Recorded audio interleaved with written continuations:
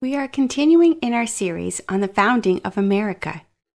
There are many different views on the founding of America, and the question always is, were the founders Christians? Were they true believers in Jesus Christ, or were they deists? We have looked at the Puritans, the Pilgrims, and the church in the early colonies. But what about the founding fathers? And then there's the question about slavery. Today, we're going to look at the life of one of the founding fathers of America and answer these questions as it relates to his life.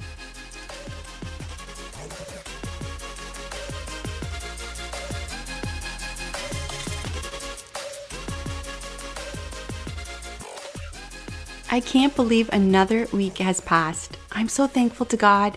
My client base is growing. I'm editing more and more podcasts. And by the way, if you need help with your podcasts, let me know. I'm really glad my office is a sunroom. I can just sit, see the beauty of the summer all around me. I've enjoyed getting outside, getting some gardening done. I really do love summer.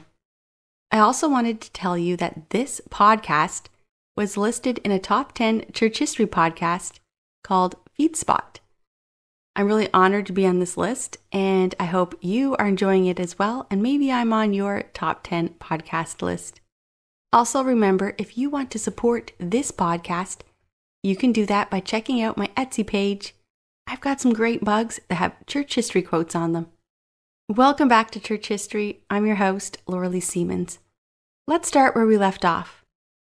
One of the questions that we have today is this: were the founding fathers of America Christians? We've talked about the Puritans and the Pilgrims, and we can see the strong Christian influence that they had. The question still arises, were the founding fathers Christians? They did believe in God, that is clear. But were they deists or Christians? We've talked about deists in the past. They believed God created the world and then stood back and let everything run its course. They don't believe God interacted in the past or in the future with mankind.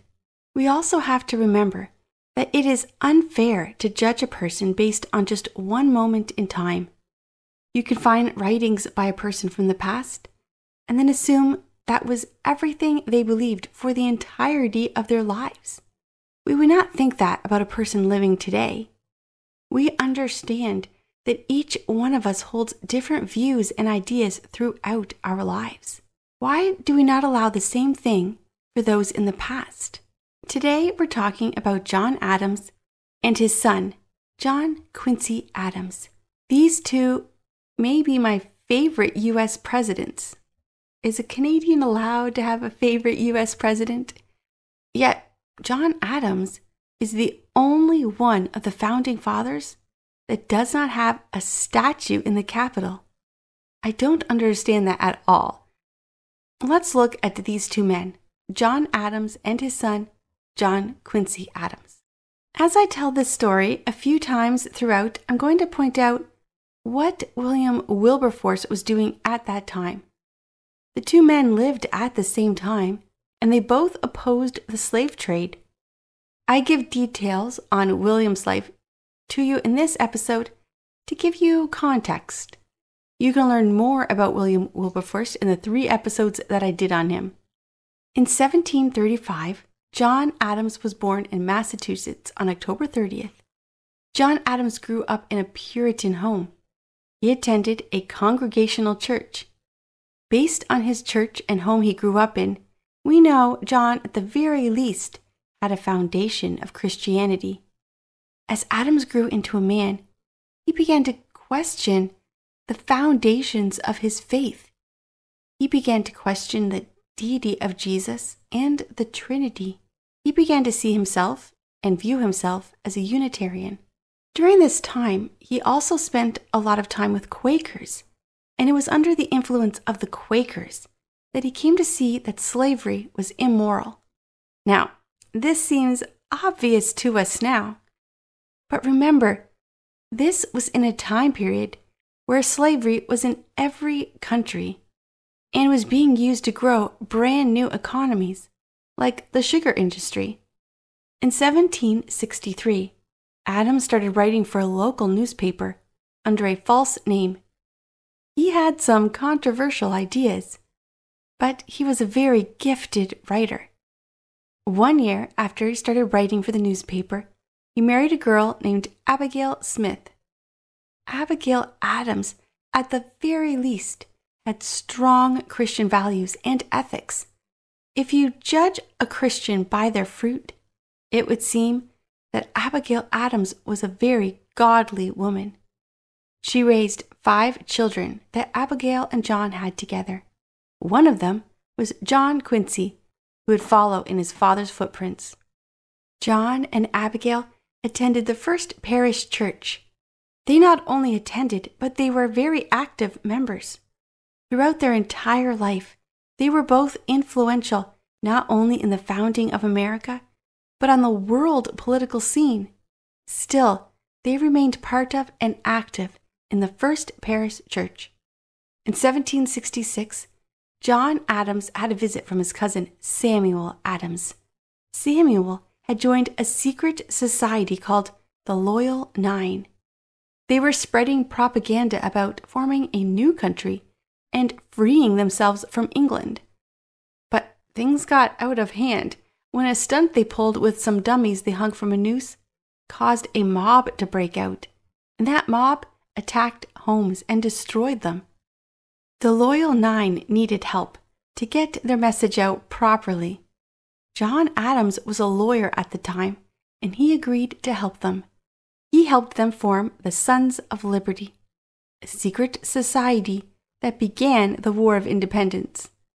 I talked about this secret society in great detail in our episode called I'm Solomon.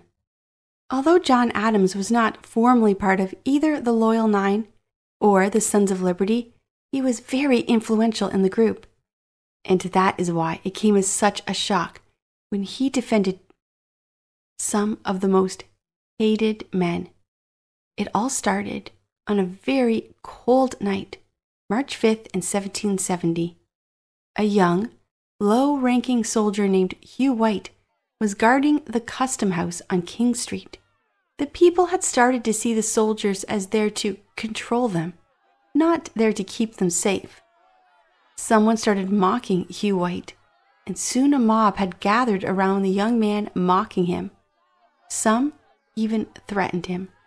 Young Hugh was surrounded, and he used his bayonet on his gun to fight back. The colonists then began to throw snowballs, and then ice, and then stones. Things were escalating. Then someone started ringing the bells in town. This is what people did in the case of an emergency. It was like the town fire alarm. Hugh White fell, and then things got even worse. Soldiers saw what was happening and came running to his aid. Inside the home Hugh was guarding was the king's money, and it was to be guarded at all costs. More soldiers came running, and more colonists also joined the mob. Now, some colonists saw the escalation, and they knew they needed to calm things down. They pleaded with the soldiers to not shoot and allow time for the mob to settle down. But the mob wasn't settling down. In fact, it was growing. Now, not only were they throwing rocks, they had clubs. The fire bells that were ringing caused more concern, and someone, at some point, yelled fire. And then a soldier fired his gun. That led to the other soldiers shooting and killing 5 men. One of those men was a man named Crispus Attucks, a black man who was fighting with the colonists. It was so chaotic, and the soldiers believed they had been ordered to shoot. The soldiers were arrested, and everyone wanted to see them hang. In a shocking turn of events, John Adams agreed to represent the soldiers, and then he won the case. They were found not guilty. This says something strong about his character. 1, he was anti-slavery at a time when that was an unimaginable stance to take. And 2, he represented the law enforcement that everybody wanted to see hung, and he won. In 1774, Adams joined the First Continental Congress. One of the things the Founding Fathers agreed on was the separation of the church and the state. Adams believed that the government corrupted religion, but Adams also believed that the belief in God was essential to a civilized society. He wrote in a letter to Thomas Jefferson, "Without religion, this world would be something not fit to be mentioned in polite society. I mean, hell." It was John Adams that was sent to France to negotiate a treaty of alliance, and it was with the aid of the French that the Americans got the help they needed to win the war.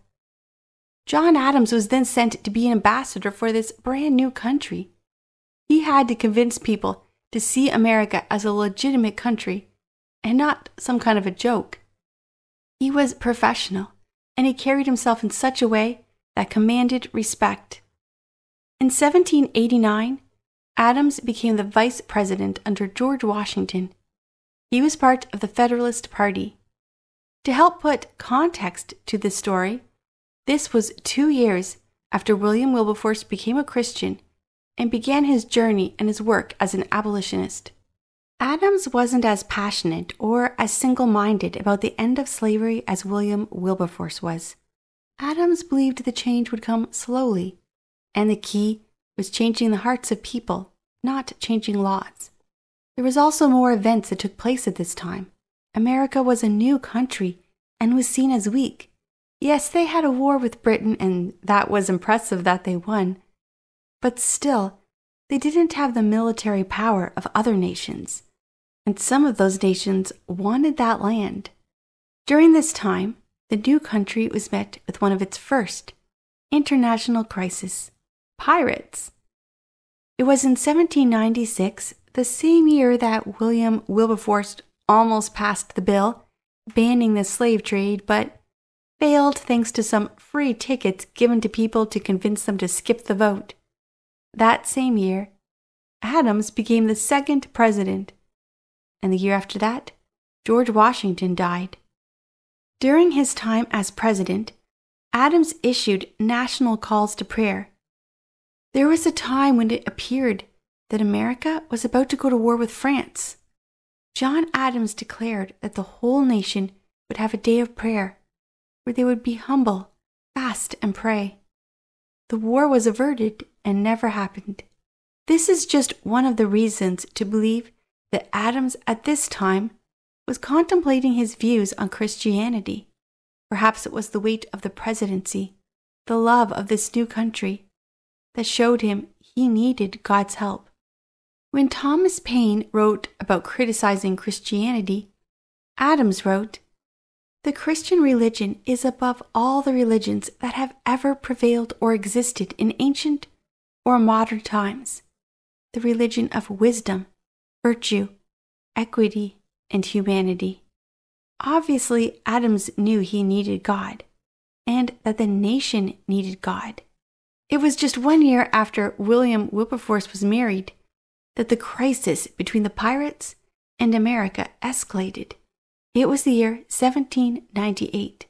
Cargo boats had been taken, and the Americans were taken as slaves to Libya. It had started back in 1785, when ships were taken and the sailors were forced into slavery. At first, America paid the ransoms, up to $25,000, but it was becoming clear the Americans needed to end the problem. The sailors who were taken were castrated, tortured, forced to convert to Islam, or be held as slaves for the rest of their lives. When Adams tried to negotiate with Libya, he found that the Muslim countries still saw themselves at war with Christianity. They saw America as a new Christian nation, and they were therefore obligated to be at war with it. To the Muslim nations, the Crusades were still going on. Adams bought a Quran and began to read it and study it. And that's when he realized there was no negotiating with the pirates or with the Muslim nations. They were going to need to attack, and they were going to need a navy. So Adams created the U.S. Navy. On March 28, 1786, John Adams declared what he saw as the main issue. This is what he wrote: "We took the liberty to make some inquiries concerning the grounds of their pretensions to make war upon a nation who had done them no injury, and observed that we considered all mankind as our friends who had done us no wrong, nor given us any provocation. The ambassador replied that it was founded on the laws of the prophet, that it was written in the Quran that all nations who should not have acknowledged their authority were sinners, and that it was their right and duty to make war upon them wherever they could be found, and to make slaves of all they could and take prisoners, and that every Muslim who should be slain in battle was sure to go to paradise. Adams saw the problem with being at war with a nation that believed the way to heaven was through killing. This was the first enemy of America, and France was the second. In a few weeks, we're going to dive more into this time period and more details between Christianity and Islam during this time. That same year, John Adams created the Alien Sedition Act. France was looking like it was going to attack America. He would not allow French to become American citizens, and he also made it a crime to speak out against the American government. Adams knew how propaganda worked. He had helped the Loyal Nine and the Sons of Liberty. He knew how easy it would be for France to set up groups to convince people to take arms against the government. People really did not like this law, and in the next election he lost to Thomas Jefferson, mostly because of this law. That was the year 1800.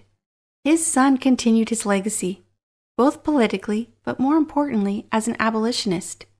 While John Adams believed that slavery would end, he believed America needed time to get to that point. His son, John Quincy Adams, believed it was a priority and that it needed to happen immediately. In 1825, John Quincy Adams became the 6th president, but it was complicated. There was a three-way tie: Andrew Jackson, Henry Clay, and John Quincy Adams. And Congress chose John Quincy Adams. John Quincy Adams believed that he would be able to end slavery in America. The abolitionist group was growing. But as it grew and became stronger, so did the push to keep slavery legal. In 1826, John Adams died at the age of 91. He died the exact same day Thomas Jefferson died, and on the 50th anniversary of the founding of America. John Quincy Adams continued his father's work. But John Quincy Adams believed in the Trinity, and he believed Jesus was God, who came to earth to save us. He talked about this with his father when his father was alive. In one of his letters, he wrote this: "I find in the New Testament, Jesus Christ accosted his own presence by one of the disciples as God. Without disclaiming the appellation, I see him named in the great prophecy of Isaiah concerning him to be the mighty God." Eventually, John Quincy Adams saw that they had reached a point where the line had been drawn, and that the only way they would end slavery was probably going to be a civil war. The sin of slavery had not been dealt with in the founding of the nation, because they were afraid it was a topic that would divide the nation. And now, just one generation later, it could possibly destroy the nation. On February 21st, 1848, John Quincy Adams was in Congress giving a speech about slavery when he suffered a stroke at his desk in the House chamber. A new junior congressman was in Congress listening to the speech when John Quincy Adams died. He took up his call to end slavery. That young man's name was Abe Lincoln. I'm going to end by reading one more quote from John Quincy Adams. "The Sermon on the Mount commands me to lay up for myself treasures, not on earth, but in heaven. My hopes of a future life are all founded upon the gospel of Christ." We're going to do one more episode about the founding of America, and we're going to look at it from a woman's point of view. And then we're going to look at the French Revolution and compare it to the American Revolution. The church was essential to both the French and the American Revolution. But in the American Revolution, the church was embraced, and in the French Revolution, the church was rejected. We're going to look at those two revolutions and compare them. And then a few weeks after that, we're going to look at the relationship between Islam and the church at this time period. Now, to make sure you don't miss any of these, you should subscribe. In the meantime, you can check out my website, lauraleesiemens.com, for more blogs, posts, and videos. I'll see you next week.